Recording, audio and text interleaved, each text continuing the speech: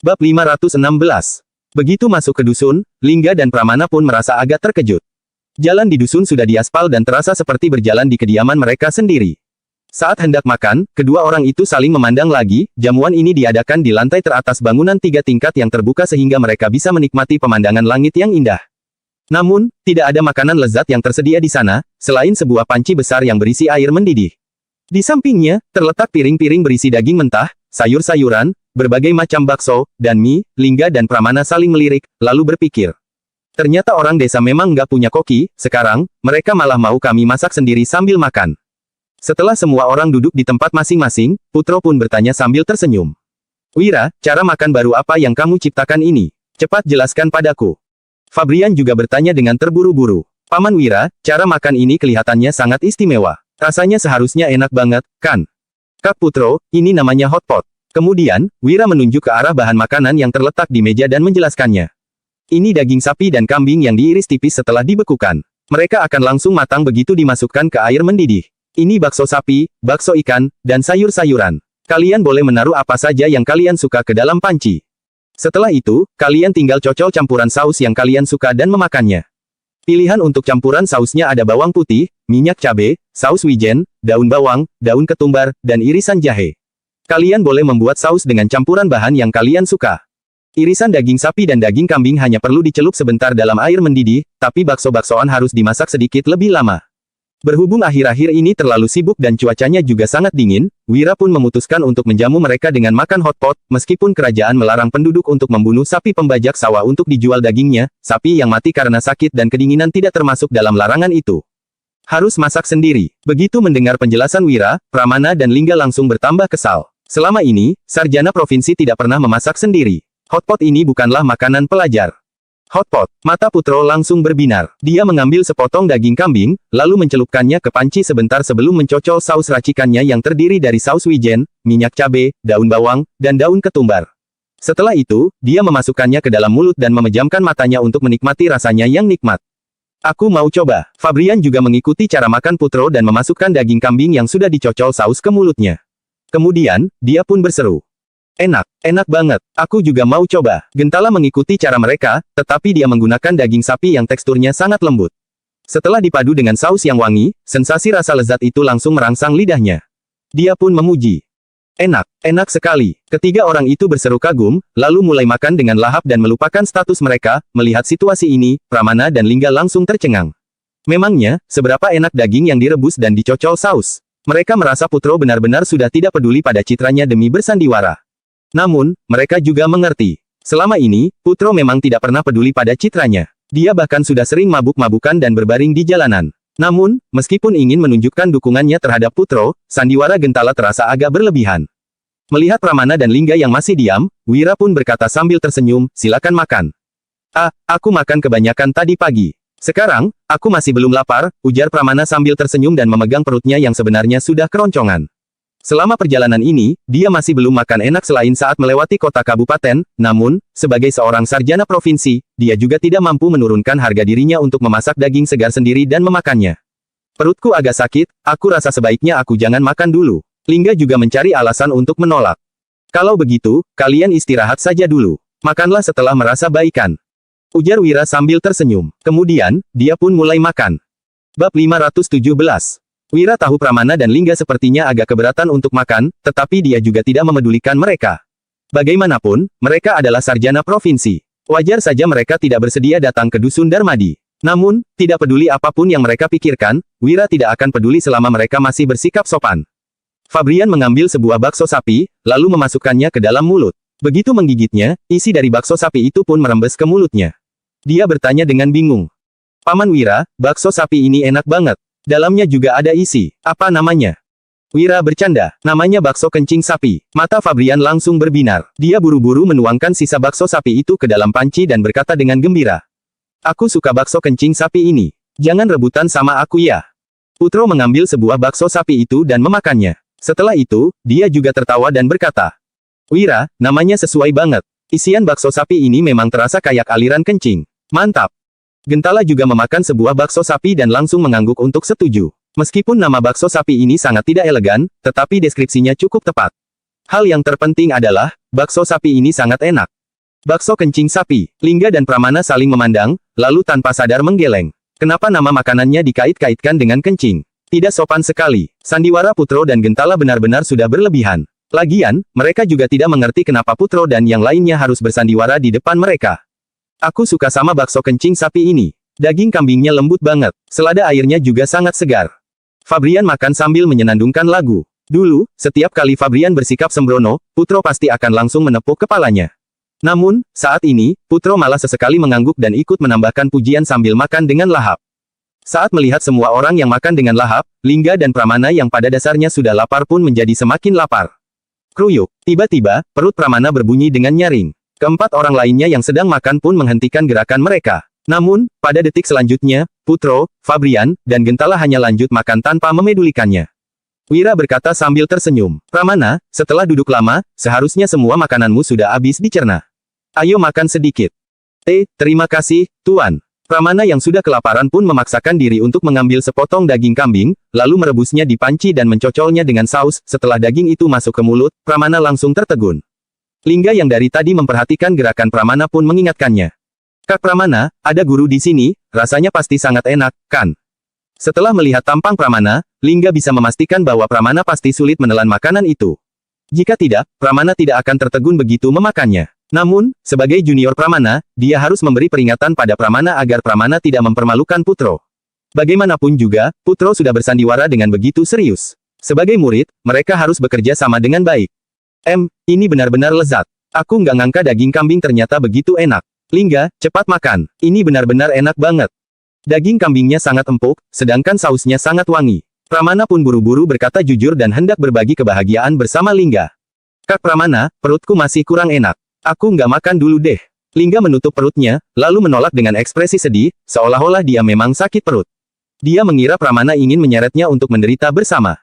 Ini benar-benar enak. Setelah mengingatkan sekali lagi, Pramana pun mulai makan dengan lahap. Dia mengambil sebuah bakso kencing sapi dan menggigitnya. Kemudian, matanya langsung melebar dan dia tidak berhenti menggeleng. Dia merasa daging sapi, daging kambing, sayur-sayuran, bakso sapi, dan bakso ikan yang dimakan dengan cara begini benar-benar sangat lezat. Wira pun menatapnya sambil terkekeh. Bab 518. Di kerajaan Nuala, ada banyak makanan yang jauh lebih lezat daripada hotpot. Dengan status dan kedudukan orang-orang ini, mereka pasti sudah sering makan makanan lezat. Namun, mereka tidak pernah makan hotpot. Jadi, pengalaman ini pun membuat mereka terlena. Kelima orang itu makan dengan lahap dan menghabiskan sepiring demi sepiring daging, bakso, dan sayuran yang ada di meja. Kruyuk. Melihat kelima orang yang makan dengan lahap itu, perut Lingga juga mulai memprotes. Pada saat yang sama, dia juga merasa ada yang tidak beres.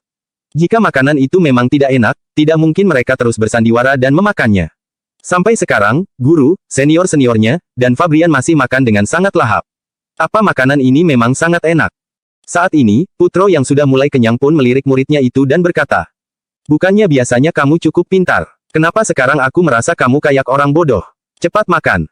Sebenarnya, Putro sudah mengetahui pemikiran murid-muridnya itu. Hanya saja, dia tidak mengungkapkannya. Putro percaya bahwa Wira pasti bisa dengan mudah meyakinkan murid-muridnya ini dengan kemampuannya sendiri. Baik, guru. Setelah mendapat perintah dari Putro, Lingga pun memakan sepotong daging sapi lembut yang sudah dicocol saus. Kemudian, matanya langsung melebar dan dia tidak berhenti mengangguk. Daging sapinya memang sangat lembut. Setelah dipadu dengan sausnya, dia pun merasakan kenikmatan yang belum pernah dia rasakan sebelumnya. Enak sekali. Dalam sekejap, Lingga juga makan dengan lahap. Makanan di meja pun berkurang dengan cepat. Di dalam panci, masih tersisa sebuah bakso kencing sapi. Lingga dengan cepat mengambilnya dan hendak menaruhnya ke dalam mangkuk. Namun, seseorang tiba-tiba menahan gerakannya. Lingga berkata sambil mengerutkan kening, Kak Pramana, aku yang duluan mengambil bakso ini. Lingga, bukannya perutmu sakit. Jangan makan terlalu banyak daging, ujar Pramana dengan ekspresi penuh perhatian. Kemudian, dia diam-diam mengerahkan tenaga dan hendak menaruh bakso itu ke dalam mangkuknya. Kak, perutku sudah baikan. Makan sebuah bakso nggak bakal kenapa-napa. Lingga menggertakkan giginya, lalu diam-diam menambahkan tenaganya juga. Kemudian, dia berkata, segala sesuatu itu ada urutannya, loh. Aku hanya mengkhawatirkanmu. Jangan makan begitu banyak, nanti perutmu sakit lagi, ujar Pramana dengan tegas. Dia masih belum kenyang sehingga tidak rela menyerahkan bakso sapi itu. Berhubung kedua orang itu masih tidak saling mengalah, Putro tiba-tiba memukul tangan kedua orang itu dan berkata dengan cemberut. Dasar kalian ini, masa bertengkar hanya karena sebuah bakso sapi? Kelak, jangan bilang ke orang lain kalau kalian itu muridku. Pramana dan Lingga saling menatap, lalu menunduk dengan malu. Mereka memang tidak seharusnya bertengkar hanya karena sebuah bakso sapi. Jadi, mereka pun melepaskan bakso sapi itu. Kemudian, Putro mengambil bakso sapi itu dan meniupnya sebelum memasukkannya ke dalam mulut. Setelah itu, dia berkata, "Bakso kencing sapi ini benar-benar enak. Untung kalian masih menghormati guru kalian." Pramana dan Lingga saling menatap dengan terkejut, lalu berpikir dalam hati. Guru sangat nggak tahu malu. Masa dia merebut makanan dari muridnya? Jangan rebutan, masih ada kok. Wira buru-buru menyuruh orang untuk menambahkan daging sapi, daging kambing, dan bakso kencing sapi lagi. Setelah kelima orang itu kenyang, Wira pun membawa mereka berjalan-jalan keliling dusun. Saat berjalan-jalan, Putro dan ketiga muridnya merasa sangat malu. Kalian tahu nggak, tadi, ada 2 sarjana provinsi yang hampir berkelahi gara-gara sebuah bakso sapi. Para sarjana provinsi itu kampungan banget. Bab 519. Beraninya kamu ngomongin mereka. Waktu pertama kali makan hotpot, kamu juga langsung main rebut. Itu karena hotpot yang dibuat Kak Wira terlalu enak.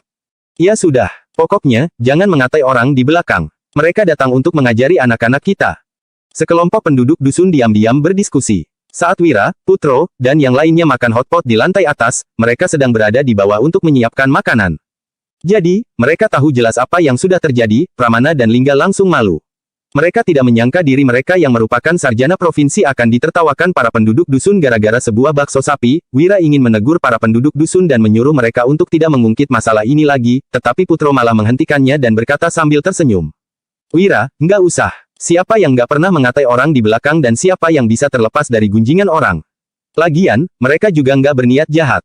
Wira pun mengangguk sambil tersenyum. Putro benar-benar lapang dada. Kemudian, mereka melanjutkan perjalanan mereka mengelilingi dusun. Mereka melihat para penduduk dusun yang sedang bekerja, koki yang sedang memasak di kantin, anak-anak yang sedang belajar di kelas, anak remaja yang berlatih bela diri di halaman, dan juga 5 pabrik yang sedang beroperasi.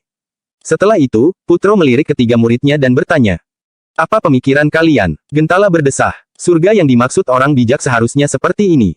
Pramana dan Lingga juga tanpa sadar mengangguk. Wira melambaikan tangannya dan berkata, "Ini mana bisa disebut surga? Ini hanyalah hal yang bisa kulakukan untuk menjamin kebutuhan mereka yang paling mendasar dan masih jauh dari yang namanya surga."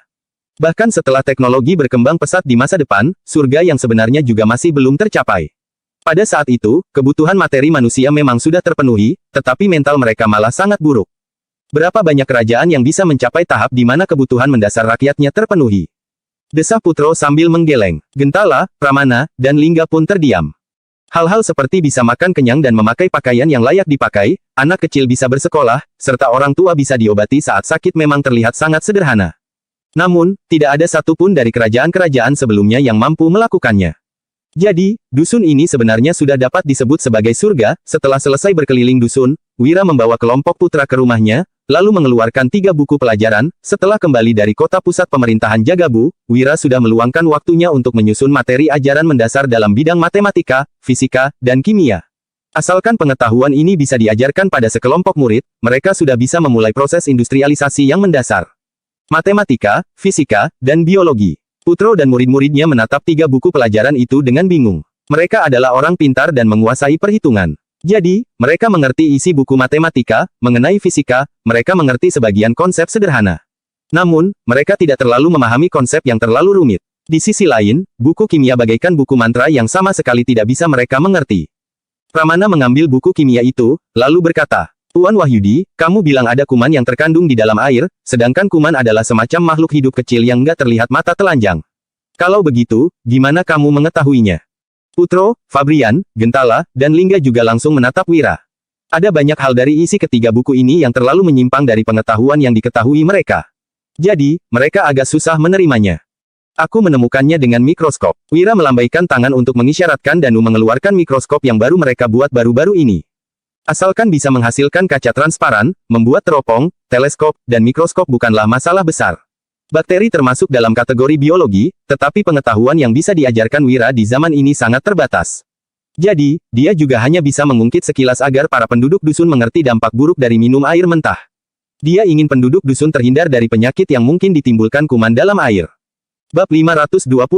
Mikroskop. Sekelompok orang itu menatap alat aneh di hadapan mereka. Mereka tidak tahu bagaimana cara penggunaannya. Wira pun menjelaskan prinsip dasarnya, lalu mendemonstrasikan cara penggunaannya. Prinsip alat optik, kaca cembung dan cekung. Ini pengetahuan ilmu fisika. Lingga yang cerdas segera membalik halaman buku fisika yang dia baca sebelumnya dan menemukan bab yang berisi prinsip alat optik. Kemudian, dia pun menjadi sangat antusias. Pramana yang masih agak skeptis menjulurkan jarinya ke bawah mikroskop dan melihat rambut-rambutnya yang halus menjadi sangat kasar. Dia pun merasa sangat terkejut. Setelah itu, dia meletakkan kaca yang berisi tetesan air di bawah mikroskop dan melihat bakteri yang bergerak di dalam, lalu berseru terkejut, "Bi, benar-benar ada bakteri di dalam air. Aku mau lihat." Lingga sudah tidak sabar dan langsung mendorong Pramana yang masih tertegun. Kemudian, dia menunduk untuk melihat ke dalam mikroskop dan tertegun untuk sesaat sebelum berseru dengan gembira. Benar-benar ada bakteri. Fabrian juga melihat ke dalam mikroskop, diikuti oleh Gentala dan Putro. Setelah semua orang selesai melihatnya, mereka pun terkejut dan merasa agak tidak percaya. Di sisi lain, Danu, Lestari, dan Dian hanya tersenyum. Reaksi pertama mereka saat melihat bakteri juga sama seperti orang-orang itu. Mereka merasa seolah-olah dunia sudah berubah.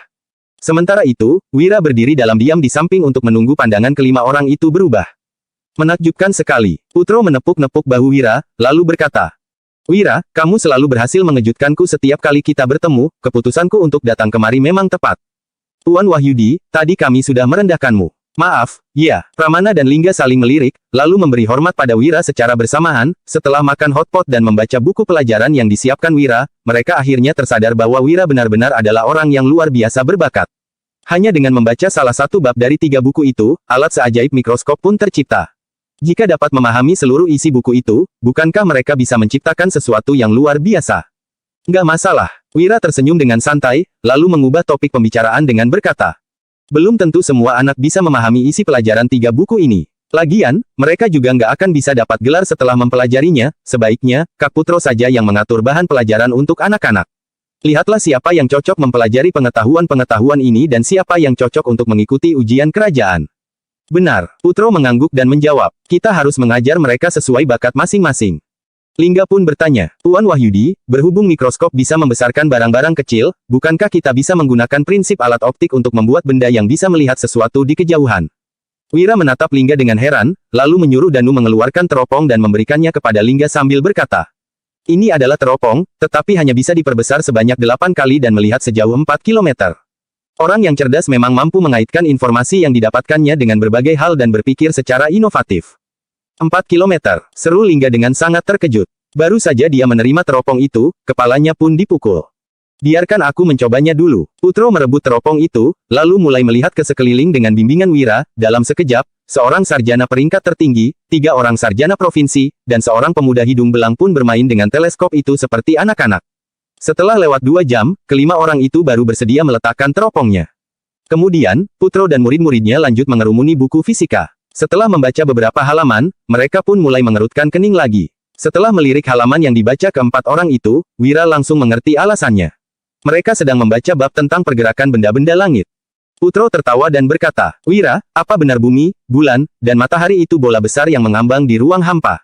Bulan berotasi mengelilingi bumi, sedangkan bumi berotasi, mengelilingi matahari. Selain itu, matahari itu pusat tata surya, sedangkan bumi, bulan, 3 konstelasi, dan 28 rasi bintang berotasi mengelilingi matahari." "Benar." Wira melambaikan tangannya, lalu Danu mengeluarkan sebuah contoh model pergerakan benda-benda langit. Berdasarkan penelitiannya terhadap letak geografis dan konstelasi tempat ini selama beberapa bulan terakhir, Wira menyadari bahwa tempat ini sepertinya memang mirip dengan bumi. Namun, entah kenapa sejarah di tempat ini sudah berubah, hanya saja, sebagian besar letak geografis dan sistem tata suryanya masih sama. Bab 521. Putro dan murid-muridnya berkumpul di sekitar model pergerakan benda-benda langit itu. Ekspresi mereka pun terlihat berbeda-beda. Putro dan Gentala terlihat seakan-akan sudah menyadari sesuatu, sedangkan Fabrian, Pramana, dan Lingga terlihat tidak percaya. Ini bumi, matahari, bulan, dan 5 planet lainnya, yaitu Merkurius, Venus, Mars, Jupiter, Saturnus. Selain itu, ada bintang kutub juga. Mereka berotasi seperti ini. Wira mendemonstrasikan model tersebut sambil menjelaskan tentang perubahan jarak antara bumi dan matahari yang menyebabkan perubahan 4 musim. Putro dan Gentala mengangguk mengerti, sedangkan Fabrian, Danu, Lestari, dan Dian terlihat kebingungan. Di sisi lain, Pramana dan Lingga mengerutkan kening sambil menggeleng. "Nggak mungkin." Lingga yang paling pertama membantah, "Kalau bumi itu bola besar yang ada di ruang hampa, itu berarti 3 konstelasi dan 28 rasi bintang juga adalah sesuatu yang melayang di ruang hampa. Kalau begitu, kenapa kita bisa berdiri di bumi dan kenapa bumi tidak jatuh ke dalam ruang hampa?" Wira tersenyum dan membalikkan halaman buku ke bab yang menjelaskan tentang gravitasi. Kemudian, dia menjelaskan secara garis besar mengenai 4 gaya fundamental. Setelah mendengarnya, Lingga masih merasa bingung. Aku nggak percaya, Pramana menggeleng dan berkata. Kalau memang seperti yang kamu bilang, 3 konstelasi, 28 rasi bintang, bintang kutub, dan bintang ungu juga adalah bola besar. Kalau begitu, mana ada yang namanya Tuhan atau takdir? Aku nggak tahu Tuhan dan takdir itu ada atau nggak.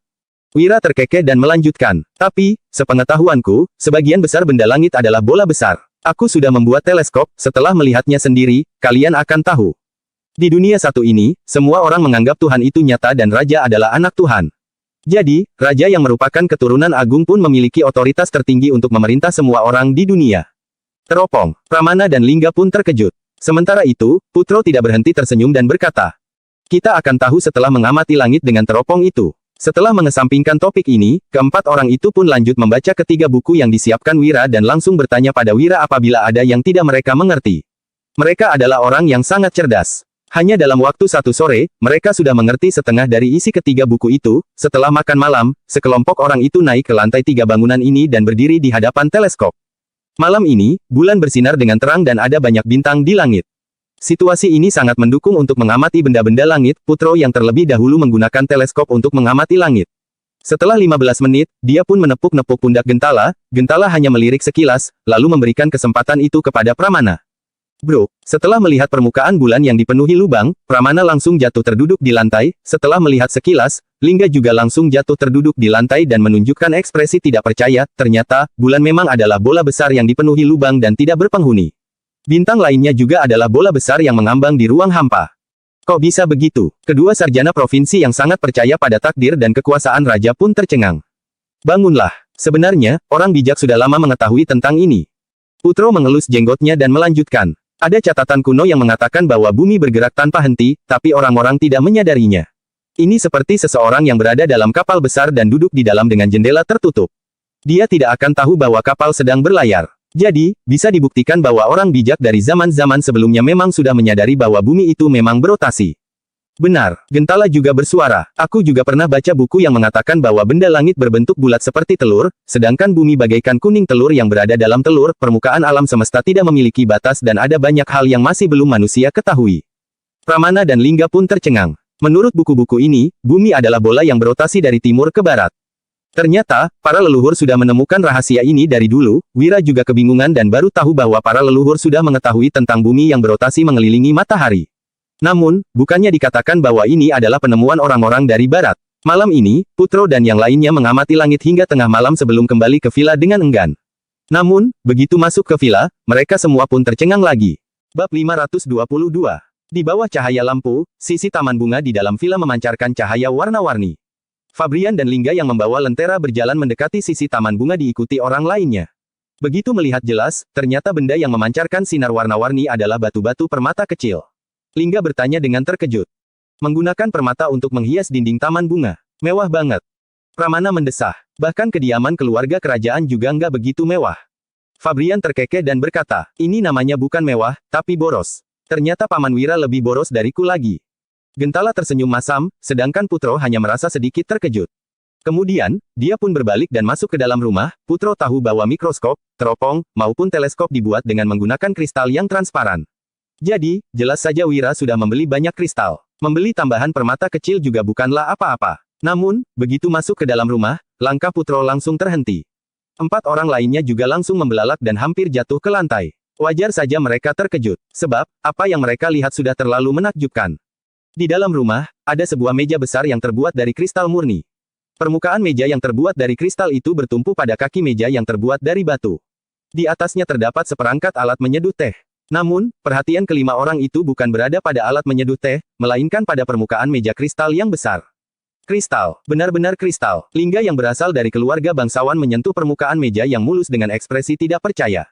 Dia tidak menyangka kristal sebesar itu akan dibuat menjadi permukaan meja dan ditempatkan di tengah ruang tamu. Sebab, kristal sebesar ini adalah permata yang tidak ternilai harganya. Biasanya, orang-orang yang memilikinya akan menyimpannya di ruang rahasia dan tidak mungkin rela menggunakannya. Pramana menyentuh permukaan meja dengan hati-hati dan bertanya. Kristal sebesar apa yang bisa dipotong menjadi meja sebesar ini? Apalagi, permukaannya sama sekali nggak ada retakan maupun kotoran. Kalau dijual di ibu kota, harganya mungkin bisa mencapai miliaran gabak. Gentala juga mengangguk tanpa sadar. Nuala memiliki kristal, tetapi kebanyakan kristal mengandung kotoran dan juga banyak retakan. Kristal semurni dan sehalus ini termasuk kristal yang sangat langka. Namun, Wira malah menjadikannya sebagai meja. Fabrian berkata dengan terkejut. Paman Wira benar-benar boros. Aku salut padanya. Putro mengelus jenggotnya sambil berkata, lihat tampang kalian sekarang. Baru sepotong kristal saja sudah buat kalian begitu terkejut. Di mana ketenangan kalian seperti saat belajar dan bermeditasi? Guru, kristalnya bukan cuma itu. Coba lihat ke arah jendela. Lingga tersenyum masam sambil menggeleng, lalu menunjuk ke arah jendela di sekitar. Jika dilihat sekilas, jendela di rumah ini terlihat bolong. Namun, jika diperhatikan dengan saksama, jendelanya ternyata ditutup dengan potongan kristal yang besar. Di villa 3 tingkat ini terdapat belasan jendela. Itu berarti kristal yang dibutuhkan juga belasan potong. Bahkan hanya menghitung harga kristal yang digunakan untuk rumah ini, jumlahnya sudah melebihi kekayaan keluarga bangsawan. Pramana juga tercengang. Tempat lain di rumah ini terlihat normal, tetapi rumah ini langsung terlihat sangat mewah karena sentuhan belasan potong kristal itu. Rumah ini juga terlihat lebih mewah daripada rumah yang terbuat dari emas. Bahkan istana juga tidak memiliki jendela kristal yang mewah. Begitu melihat begitu banyak kristal, Putro pun tertegun selama beberapa saat sebelum bertanya. Wira sendiri hanya tinggal di rumah batu, tetapi dia malah mendirikan bangunan 3 tingkat yang dihias dengan kristal untuk kita. Bagaimana kita harus membalas jasanya? Gentala, Pramana, dan Lingga pun saling bertatapan. Hati mereka terasa sangat hangat. Tujuan utama Wira membangun villa ini memang untuk menghormati Putro. Namun, mereka bertiga juga akan tinggal di sini. Jadi, mereka tentu saja merasa terhormat. Mereka pun menjawab sambil membungkuk dan menangkupkan tangan. Kami akan belajar matematika, fisika, dan kimia dengan baik, lalu membantu Tuan Wahyudi mendidik orang berbakat yang dia butuhkan. Putro mengelus jenggotnya sambil mengangguk. Kemudian, dia melirik ke arah Fabrian. Fabrian berkata dengan serius, kalau sudah sampai di kota provinsi, aku pasti akan pergi ke rumah bordil terbesar untuk mencari wanita tercantik di sana dan menyuruhnya melayani Paman Wira dengan minggir sana. Sebelum Fabrian sempat menyelesaikan kata-katanya, Putro sudah memukul belakang kepalanya. Fabrian pun menutup belakang kepalanya sambil berteriak kesakitan. Di sisi lain, Gentala, Pramana, dan Lingga berusaha menahan tawa. Ada lagi, Putro berkata dengan serius. Jangan sebarkan pada orang luar tentang kristal-kristal yang ada di rumah ini. Kalau enggak, kita akan menarik perhatian para perampok. Keempat orang lainnya pun mengangguk secara bersamaan. Sepotong kristal sebesar ini bisa dijual dengan harga miliaran gabak. Jika diketahui perampok, tidak mungkin mereka tidak tergiur. Bab 523. Akhirnya, Putro, Fabrian, Gentala, Pramana, dan Lingga pun beristirahat keesokan paginya. Setelah selesai berlatih Wing Chun, Wira menjinjing kotak makanan dan pergi ke villa. Baru saja dia menaruh makanan-makanan itu di atas meja, Fabrian yang baru selesai mandi langsung mendekat, lalu memindahkannya ke lantai. Kemudian, dia berkata dengan nada menyalahkan, Paman Wira, nggak boleh merusak barang berharga yang begitu langka. Kita makan di lantai saja. Fabrian memang boros, tetapi dia tidak pernah menghambur-hamburkan uang dalam jumlah besar. Jika bertemu barang berharga yang langka, dia akan tetap memperlakukannya dengan hati-hati. Fabrian, ini cuma sepotong kristal kok. Memangnya kenapa kalau rusak? Wira menaruh kembali makanan-makanan itu ke meja dan bertanya. Apa meja ini lebih berharga dari persahabatan aku dan Kak Putro? Sekarang, pabrik kelima sudah bisa memproduksi kaca dengan semakin cepat. Jadi, kaca tidak termasuk benda berharga yang langka. Jika memang rusak, Wira tinggal menggantinya dengan yang baru. Hahaha, Wira, aku suka banget sama sifatmu ini. Berhubung kamu sudah bilang begitu, aku akan menggunakannya dengan tenang. Putro berjalan mendekat, lalu langsung duduk di samping meja dan menaruh gelas araknya di atas meja kaca. Namun, gerakannya tetap sangat berhati-hati.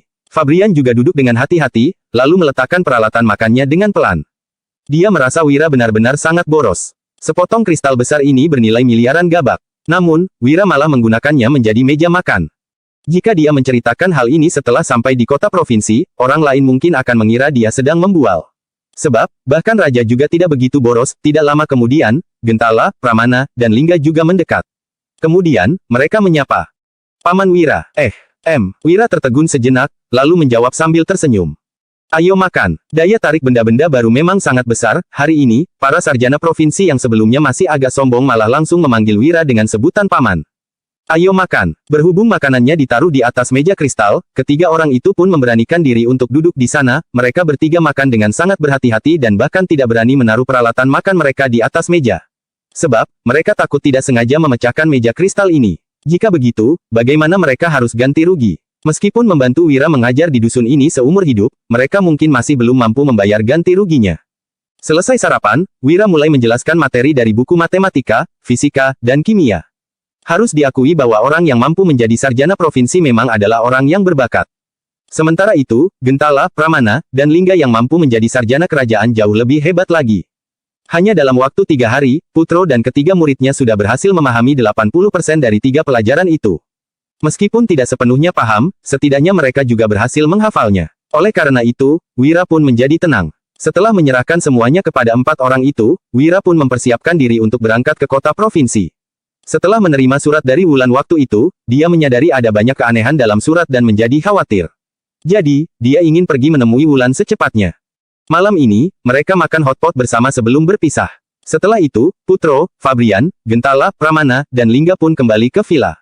Putro mendengus. Pramana, Lingga, bukannya kalian hanya berencana untuk tinggal di Dusun Darmadi selama 3 hari, lalu mau cari alasan untuk pergi. Besok, kalian berdua sudah boleh pergi. Guru, kami sudah menyadari kesalahan kami, jangan ejek kami lagi, ya. Ujar Pramana dan Lingga, sambil membungkuk dan menangkupkan tangan, ekspresi mereka dipenuhi dengan rasa penyesalan. Selama tinggal di dusun ini, mereka mempelajari tentang matematika, fisika, dan kimia serta melihat begitu banyak benda yang baru dan ajaib. Selain itu, mereka juga bertemu dengan para prajurit dari pasukan Zirah Hitam dan prajurit tua lain yang sudah pensiun. Jadi, mereka tahu dengan jelas siapa sebenarnya yang mengalahkan bangsa Agrel. Sekarang, mereka benar-benar sangat kagum pada Wira. Baguslah kalau kalian menyadari kesalahan kalian dan mau berubah. Putro terkekeh, lalu mengubah topik dengan berkata, tapi, salah satu dari kalian tetap harus meninggalkan Dusun Darmadi. Kenapa? Pramana dan Lingga merasa sangat tidak rela. Bab 524. Dusun Darmadi memang hanyalah dusun kecil. Namun, Pramana dan Lingga dapat makan makanan enak dan tinggal di villa yang jendelanya terbuat dari kristal. Selain itu, mereka juga bisa mendalami ilmu matematika, fisika, dan kimia, mengamati pergerakan benda-benda langit, serta mendidik penduduk dusun. Ini adalah kehidupan yang bahagia bagi mereka. Mengenai ujian kerajaan, mereka juga bisa meminta bimbingan Putro kapan saja. Jadi, mereka tentu saja tidak bersedia pergi. Putro berkata dengan serius. Beberapa saat yang lalu, istana baru menurunkan dekret seperti itu. Aku khawatir ada pejabat korup yang akan cari masalah sama Wira. Dia sama sekali nggak punya bawahan yang merupakan sarjana. Kalau ketemu masalah begini, dia harus selalu turun tangan sendiri. Kalian itu keturunan keluarga bangsawan dan punya sedikit reputasi di kota provinsi. Dengan mengikutinya dalam perjalanan ini, kalian juga bisa membantunya kalau terjadi sesuatu. Pramana mengangguk, lalu berkata, Lingga, ayo main gunting, batu, dan kertas untuk memutuskannya. Setelah istana menurunkan dekret itu, mereka juga salah paham, apalagi orang lain. Oke, Lingga juga setuju. Pramana mengeluarkan gunting, sedangkan Lingga mengeluarkan batu. Berhubung kalah, Pramana pun menjadi cemberut, Putro langsung menegurnya. Jangan cemberut. Kalau sudah lewat 10-20 tahun, kamu akan tahu kalau kamu itu sangat beruntung karena bisa mengikuti Wira. Pramana menjawab sambil tersenyum masam. Guru, aku bukannya nggak bersedia. Tapi, perjalanan ini terlalu jauh. Pramana sangat mengagumi pengetahuan dan bakat Wira, juga bersedia mengikutinya. Namun, perjalanan dari Kabupaten Uswal hingga kota provinsi sangat jauh.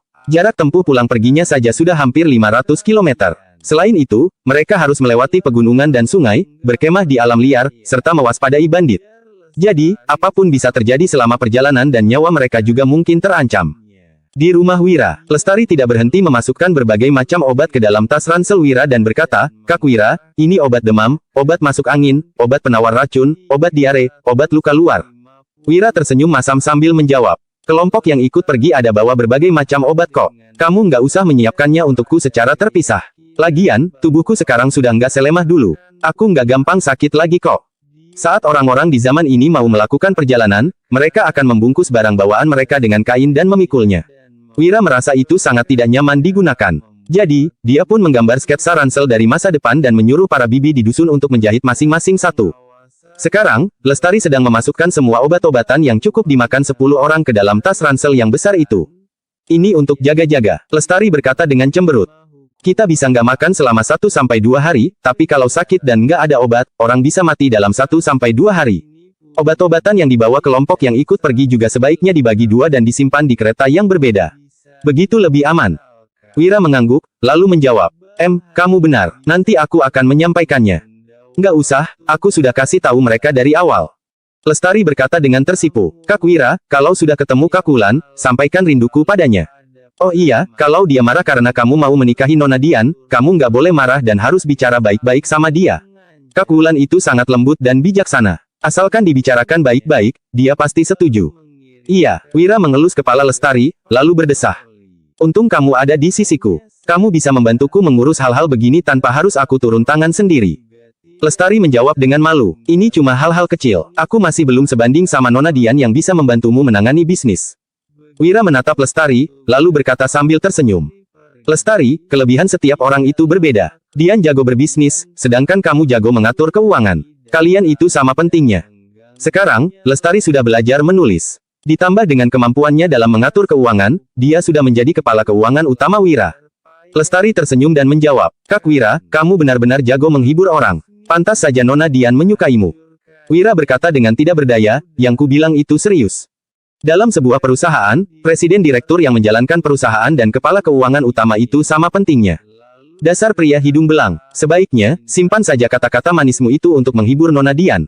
Lestari mendengus, lalu berbalik ke kamar. Di luar pintu, Dian yang mengenakan gaun tebal dan memegang lentera menyaksikan semua ini sambil tersenyum. Wira buru-buru menghampirinya, lalu mengambil lentera itu dan menggosok-gosok kedua tangan Dian yang dingin sambil bertanya.